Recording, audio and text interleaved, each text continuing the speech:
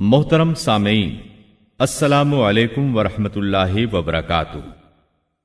اب ہم آپ کو سناتے ہیں سیدنا ایوب علیہ السلام کا قصہ۔ ایوب علیہ السلام انبیاء کی جماعت میں سے ایک ہستی ہیں۔ اللہ تعالیٰ نے صبر کے معاملے میں بطور خاص ان کا تذکرہ فرمایا ہے، لوگوں کے لیے ایک مثال اور نمونہ ٹھہرایا ہے۔ آپ کا نسب نامہ یوں ہے: ایوب بن موس بن رازح بن عیس بن اسحاق بن ابراہیم علیہ السلام، یہ سیدنا اسحاق علیہ السلام کی نسل میں سے ہیں۔ ابراہیم علیہ السلام کے دو صاحبزادے تھے، اسماعیل علیہ السلام اور اسحاق علیہ السلام۔ ان کے بعد سب کے سب انبیاء کرام اسحاق علیہ السلام کی نسل سے تھے، سوائے نبی کریم صلی اللہ علیہ وسلم کے۔ آپ اکیلے سیدنا اسماعیل علیہ السلام کی نسل سے ہیں۔ اسحاق علیہ السلام کے بیٹے ہیں یعقوب علیہ السلام۔ انہی یعقوب علیہ السلام کو اسرائیل بھی کہا جاتا ہے۔ اسی نسبت سے بنی اسرائیل کا مطلب ہے یعقوب علیہ السلام کی آل اولاد۔ یعقوب علیہ السلام کے 12 بیٹے تھے۔ ان کے بیٹوں کو اسباط بھی کہتے ہیں۔ ان کا تذکرہ قرآن میں بھی آتا ہے۔ اب سوال یہ ہے کہ جن اسباط کا تذکرہ قرآن مجید میں انبیاء کرام علیہم السلام کے ساتھ کیا گیا ہے، کیا وہ یعقوب علیہ السلام کے بیٹے تھے یا ان بیٹوں کی اولاد میں سے تھے؟ اکثر علماء کرام نے یہ اشارہ دیا ہے کہ اسباط لفظ سے جن انبیاء کرام علیہم السلام کی طرف اشارہ کیا گیا ہے وہ یعقوب علیہ السلام کے بیٹے نہیں ہیں، اس لیے کہ انہوں نے تو یوسف علیہ السلام کے قتل کی کوشش کی تھی، اپنے والد سے جھوٹ بولا تھا، ایسے اور بھی غلط کام کیے تھے، تو ان حرکات کے کرنے والے انبیاء نہیں ہو سکتے، جبکہ اسباط سے مراد وہ انبیاء کرام ہوں گے جو ان بیٹوں کی نسل سے آئے ہوں گے۔ بنی اسرائیل کے 12 قبیلے تھے اور قبیلے کو سبط بھی کہتے ہیں، اس لیے انہیں اسباط بھی کہا جاتا ہے، یعنی بنی اسرائیل ان قبیلوں میں تقسیم ہو گئے۔ اسی طرح سیدنا ایوب علیہ السلام سیدنا اسحاق علیہ السلام کی اولاد میں سے ہوئے۔ سورہ انعام آیت 84 میں اللہ فرماتے ہیں: وَمِن ذُرِّيَّتِهِ دَاوُودَ وَسُلَيْمَانَ وَأَيُّوبَ وَيُوسُفَ وَمُوسَى وَهَارُونَ، اور اس کی اولاد میں سے داؤد اور سلیمان اور ایوب اور یوسف اور موسیٰ اور ہارون۔ تو یہ سب کے سب سیدنا ابراہیم علیہ السلام کی نسل سے تھے۔ ایوب علیہ السلام بھی اللہ تعالیٰ کے نبی اور رسول تھے۔ سورۃ النساء آیت 163 میں اللہ تعالیٰ فرماتے ہیں: إِنَّا أَوْحَيْنَا إِلَيْكَ كَمَا أَوْحَيْنَا إِلَىٰ إِبْرَاهِيمَ وَإِسْمَاعِيلَ وَإِسْحَاقَ وَيَعْقُوبَ وَالْأَسْبَاطِ وَعِيسَى وَأَيُّوبَ وَيُونُسَ وَهَارُونَ وَسُلَيْمَانَ وَآتَيْنَا دَاوُودَ زَبُورًا۔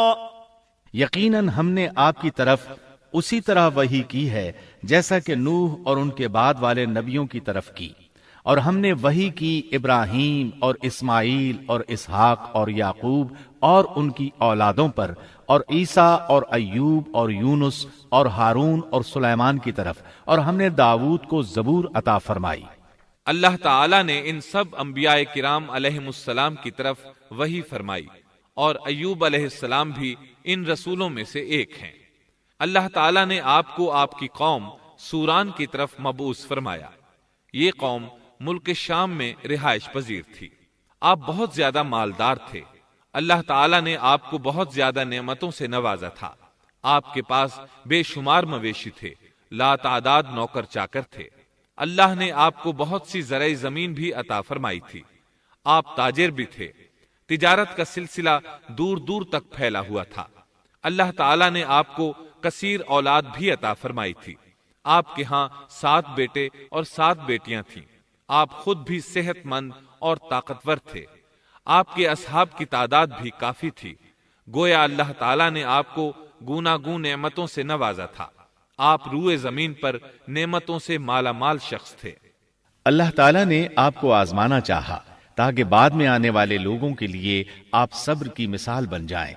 آخر صبر کا مرحلہ شروع ہو گیا، آپ کا سب مال و متاع ہلاک ہو گیا، یہاں تک کہ آپ فقیر ہو گئے۔ آپ کی زندگی ہی میں آپ کی ساری اولاد اللہ کو پیاری ہو گئی۔ کسی کا ایک بیٹا بھی فوت ہو جائے تو وہ کتنا غمگین ہوتا ہے، متاثر ہوتا ہے۔ سیدنا یعقوب علیہ السلام پر غم کس طرح طاری ہوا، یہاں تک کہ آپ کی آنکھوں کی بینائی تک جاتی رہی۔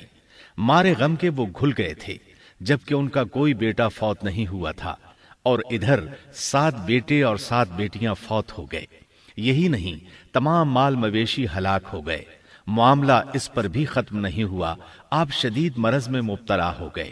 بیماری اس قدر شدید تھی کہ آپ چلنے پھرنے سے معذور ہو گئے، اٹھنے کی سکت نہ رہ گئی، یہاں تک کہ آپ کا گوشت گرنے لگا۔ آپ کی آزمائش انتہا کو پہنچ گئی۔ اب آپ کے ساتھی بھی آپ کا ساتھ چھوڑنے لگے۔ انہیں خوف محسوس ہوا کہ کہیں ان کی بیماری انہیں بھی نہ لگ جائے، کہیں یہ کوئی ایسی بیماری نہ ہو جو ایک سے دوسرے کو لگتی ہو۔ اس طرح سوائے 2 کے سب ساتھی آپ کا ساتھ چھوڑ گئے، کوئی آپ کے قریب نہ آتا تھا۔ جو 2 ساتھی ساتھ چھوڑ کر نہیں گئے تھے وہ بھی ذرا دور کھڑے ہو کر بات کرتے تھے۔ آپ کی خدمت کے لیے بس آپ کی بیوی رہ گئیں، وہ بہت وفادار بیوی تھیں۔ یہ زوجہ محترمہ آپ کی خدمت کرتی، آپ کو کھلاتی پلاتی، آپ کو نہلاتی۔ پھر نوبت یہاں تک پہنچی کہ سارا ہی مال بالکل ختم ہو گیا۔ اب بیوی صاحبہ نے اجرت پر لوگوں کے گھروں میں کام کرنا شروع کیا تاکہ کچھ کما کر لائیں اور خاوند پر خرچ کر سکیں۔ یہ تھے اللہ کے نبی ایوب علیہ السلام، اتنی بڑی آزمائش میں پورے اترے۔ آزمائش بھی 1-2 ماہ نہیں، پورے 12 برس جاری رہی، اور ایک قول کے مطابق 18 برس جاری رہی۔ آپ اس دوران مجسمہ صبر بنے رہے، آپ نے کبھی کسی سے شکوہ تک نہ کیا، یہاں تک کہ کبھی زوجہ محترمہ سے بھی شکوہ نہ کیا۔ سال ہا سال اسی حالت پر گزر گئے۔ ایک بار آپ کی بیوی نے عرض کرنے کی ذرا ہمت کی اور کہا، آپ اللہ کے رسول ہیں، اگر اللہ کے حضور دعا کریں تو وہ آپ کی بیماری کو ختم فرما دیں گے، آپ کی حالت کو بدل دیں گے۔ بیوی صاحبہ کے یہ کہنے کے باوجود آپ نے بیماری کے ختم ہونے کی دعا نہ کی، نہ یہ کہا یا اللہ مجھے رزق کی فراوانی عطا فرما، بس رضائے الہی پر راضی رہے، تقدیر الہی پر خوش رہے۔ آپ نے بیوی سے فرمایا، ذرا بتاؤ تو ہم کتنا عرصہ خوشحالی اور فراوانی میں رہے ہیں، کتنا عرصہ ہم ناز و نعمت میں رہے ہیں؟ انہوں نے جواب دیا، 80 سال۔ یہ سن کر آپ نے فرمایا، مجھے اللہ تعالیٰ سے دعا کرتے حیا آتی ہے، جتنا عرصہ خوشحالی میں رہا اتنا عرصہ بیماری اور تنگ دستی میں نہیں گزرا، اس لیے میں ابھی یہ دعا نہیں کروں گا کہ وہ مجھے شفا عطا کر دے یا میری اس حالت کو بدل دے، وافر رزق عطا کرے، جب تک مجھ پر 80 سال نہ گزر جائیں۔ جس طرح میں 80 سال ناز و نعمت کی بہاریں دیکھتا رہا، اسی طرح 80 سال تک میں اسی حالت پر صبر کا دامن تھامے رہوں گا، تندرستی کا سوال نہیں کروں گا۔ آپ کے اس جواب پر بیوی صاحبہ مایوس ہو گئیں، اس لیے کہ انہیں تو بیماری کے ختم ہونے کی اور اچھے دنوں کے دوبارہ آنے کی امید تھی۔ آپ کی بات سن کر وہ بولیں، تب یہ آزمائش کی گھڑی کب ختم ہوگی؟ چونکہ اس بات سے اللہ تعالیٰ کی ناشکری ہوتی تھی، اس لیے ایوب علیہ السلام ناراض ہو گئے۔ انہوں نے اللہ کے نام کی قسم کھائی کہ اگر اللہ تعالیٰ نے مجھے شفا عطا فرمائی تو میں انہیں 100 کوڑے ماروں گا۔ دوسری طرف نوبت یہاں تک پہنچی کہ لوگوں نے آپ کی بیوی صاحبہ کو کام دینے سے انکار کرنا شروع کر دیا۔ ان کا خیال تھا کہیں ان کے شوہر کی بیماری انہیں بھی نہ لگ جائے۔ وہ سمجھتے تھے کہ ایوب علیہ السلام کی بیماری چھوت کی ہے، لہٰذا یہ بیماری ان کی بیوی کے واسطے سے انہیں بھی لگ سکتی ہے۔ جب معاملہ یہاں تک پہنچ گیا تب آپ نے ایک چھوٹی سی بات کہی، اس میں بھی کوئی واضح دعا نہیں تھی، جبکہ اس وقت سے بڑھ کر دعا کے لیے کون سا وقت ہو سکتا تھا۔ آپ کی اس بات کو اللہ تعالیٰ نے قرآن مجید میں بیان فرمایا ہے۔ سورہ انبیاء آیت 83 میں ہے، وَأَيُّوبَ إِذْ نَادَى رَبَّهُ أَنِّي مَسَّنِيَ الضُّرُّ وَأَنْتَ أَرْحَمُ الرَّاحِمِينَ۔ اور ایوب کی اس حالت کو یاد کرو جبکہ اس نے اپنے پروردگار کو پکارا کہ مجھے یہ بیماری لگ گئی ہے اور تو رحم کرنے والوں سے زیادہ رحم کرنے والا ہے۔ مجھے آزمائش نے آ لیا ہے اور تو ارحم الراحمین ہے۔ مطلب یہ کہ آپ نے واضح الفاظ میں دعا نہیں فرمائی، یہ نہیں فرمایا الہی مجھے تندرستی عطا فرما، الہی مجھے رزق عطا فرما اور میری حالت ایسی ایسی ہو گئی ہے، تو رحیم و کریم ہے، بلکہ یوں کہا وَأَنْتَ أَرْحَمُ الرَّاحِمِينَ، عرض کیا میری نسبت میری حالت کو تو ہی بہتر جاننے والا ہے۔ اللہ تعالی نے دوسری آیت میں آپ کی حالت کو اس طرح بیان کیا ہے۔ سورہ صاد آیت 41 میں اللہ تعالی فرماتے ہیں وَاذْكُرْ عَبْدَنَا أَيُّوبَ إِذْ نَادَى رَبَّهُ أَنِّي مَسَّنِيَ الشَّيْطَانُ بِنُصْبٍ وَعَذَابٍ، اور ہمارے بندے ایوب کا بھی ذکر کر جبکہ اس نے اپنے رب کو پکارا کہ مجھے شیطان نے رنج اور دکھ پہنچایا ہے۔ گویا آپ نے اس بیماری اور مصیبت کو اللہ تعالی کی طرف منسوب نہیں فرمایا، بلکہ اللہ تعالی کو اس سے مبرہ و پاک ٹھہرایا اور اسے شیطان کی طرف منسوب کیا۔ یوں نہیں کہا اللہ تو نے مجھے مصیبت میں ڈال دیا، بلکہ اس کو غیر اللہ یعنی شیطان کی جانب منسوب کیا۔ حدیث میں بھی اسی طرح آتا ہے وَالشَّرُّ لَيْسَ إِلَيْكَ، برائی تیری طرف سے نہیں ہے۔ آپ نے اپنی حالت کو بھی ایسے ہی پیش کیا اور یوں عرض کیا أَنِّي مَسَّنِيَ الضُّرُّ وَأَنْتَ أَرْحَمُ الراحمین۔ اللہ تعالیٰ نے آپ کی التجا کو اسی لمحے شرف قبولیت سے نوازا۔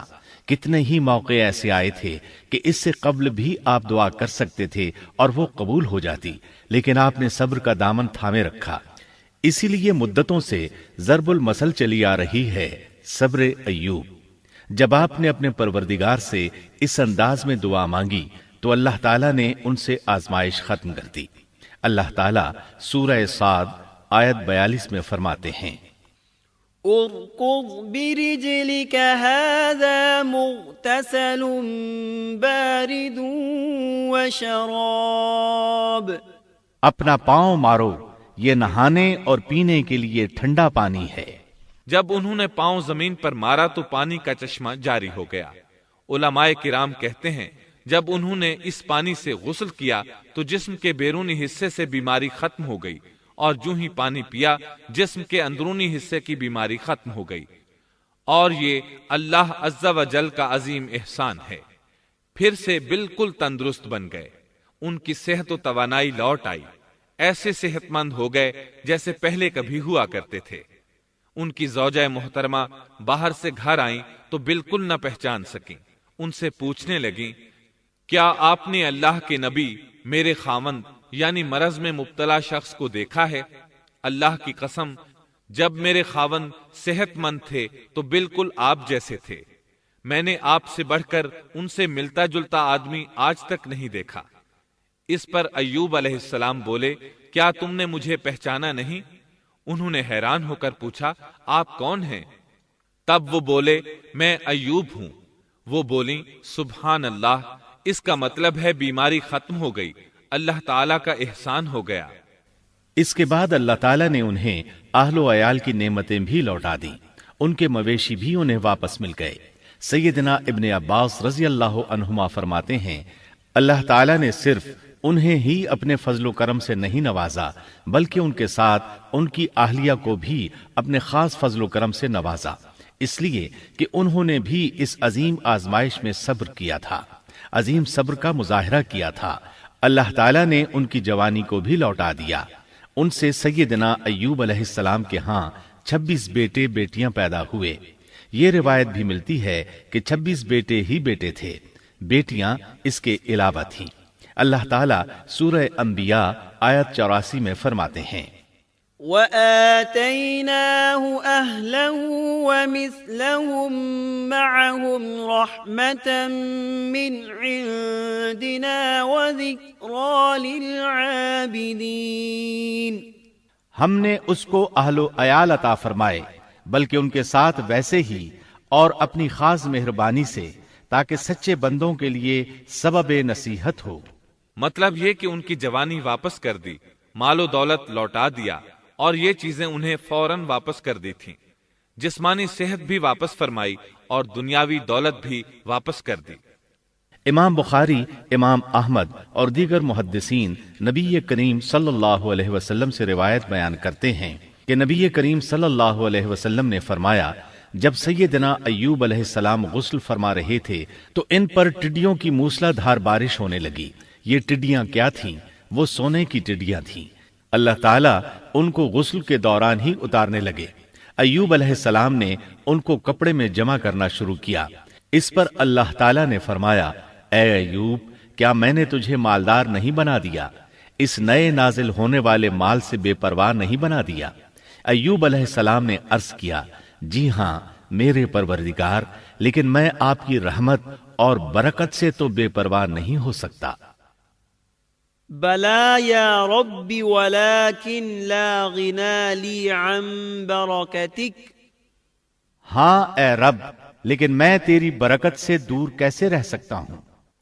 ان کا مال و دولت سب واپس مل گیا، اہل و عیال بھی مل گئے، صحت بھی پلٹ آئی۔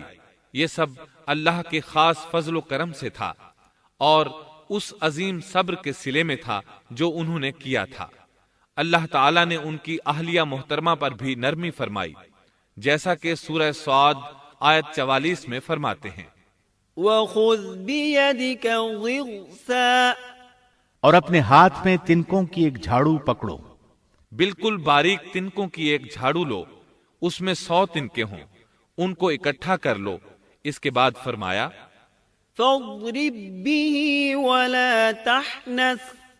جھاڑو سے اسے مار اور قسم کے خلاف نہ کر۔ مطلب یہ کہ ایوب علیہ السلام نے اپنی بیوی کو 100 کوڑے مارنے کی قسم کھائی تھی۔ اللہ نے یہ تدبیر سمجھائی کہ 100 تنکوں کا جھاڑو لے کر ایک بار انہیں مارو اور قسم پوری کرو، قسم کی خلاف ورزی نہ کرو۔